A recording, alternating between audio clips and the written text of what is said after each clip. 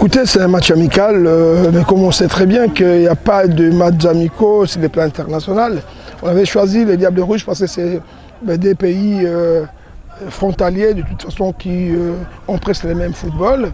Et nos matchs sont toujours des matchs très intensifs par nos liens qui nous unissent.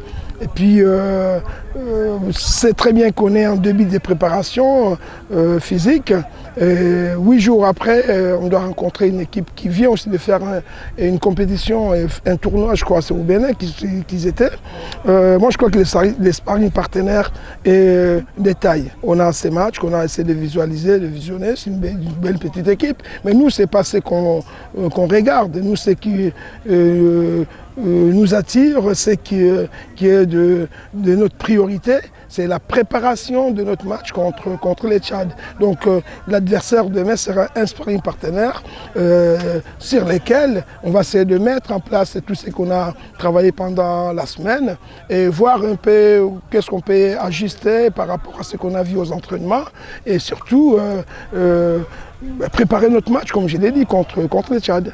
Être prêt à 100%, non, on ne peut pas le dire, parce que je crois que 8 jours après les vacances, vous savez qu'il y a beaucoup de joueurs qui ont pris un mois depuis le 20 juin, j'allais dire, qui se sont pris entraîner.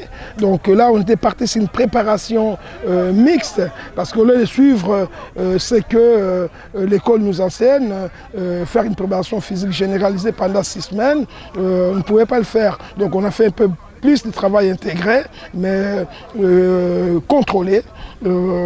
Être prêt, peut-être pas. À 60%, oui. Jouer 60 minutes, 70 minutes, ça serait possible. Raison pour laquelle, d'ailleurs, on a demandé, on s'est arrangé avec Elie, l'entraîneur Jean-Élie, l'entraîneur du Diable Rouge, pour essayer de faire 2 équipes, de faire 45 minutes pour éviter toute lésion musculaire, bien entendu, qui peuvent embêter nos joueurs pour les préparations du match contre le Tchad.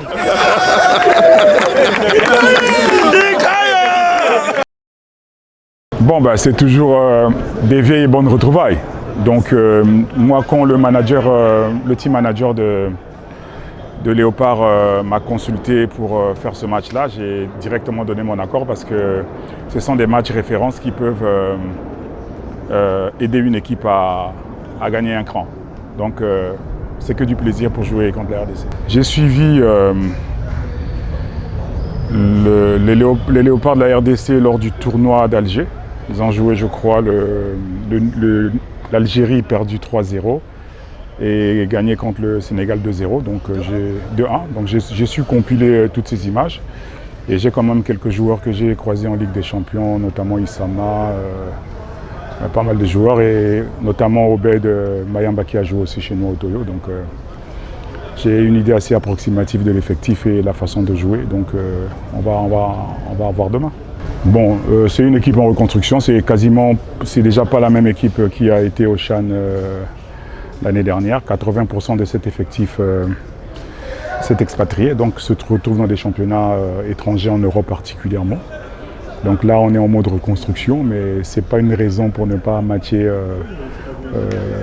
valablement les Léopards. Jouer le match en aller-retour et avoir une idée exacte de ce que j'ai déjà pu évaluer avec ce groupe. Ça fait 1 mois et demi que je suis en poste, donc le groupe évolue bien.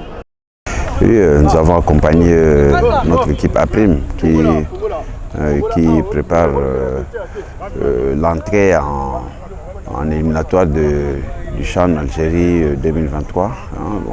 Nous avons sollicité, obtenu 2 matchs amicaux avec la fédération sœur, la FECOFOOT.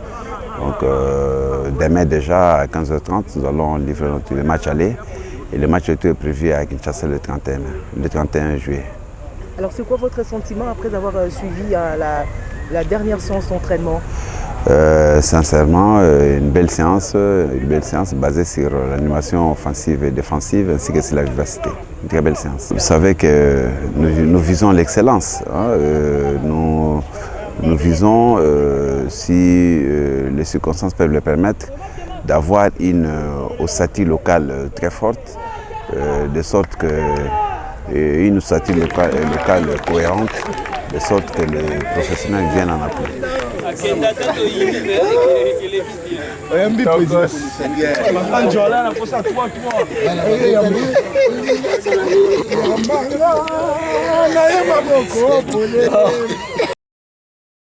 Aujourd'hui, c'était tout d'abord une séance à base d'évaluation. Bon, on a voulu faire un bilan, un check-up, un bilan sur les plans médicaux, sur les plans paramédicaux, physiques et physiologiques. Tous ces tests seront associés au travail d'aujourd'hui. Il fallait reprendre au niveau aérobie, donc travailler un peu le cœur. Ils ont fait une demi-heure à base de 70 à 70% d'une vitesse qu'on avait estimée à 16 et 17 km/h.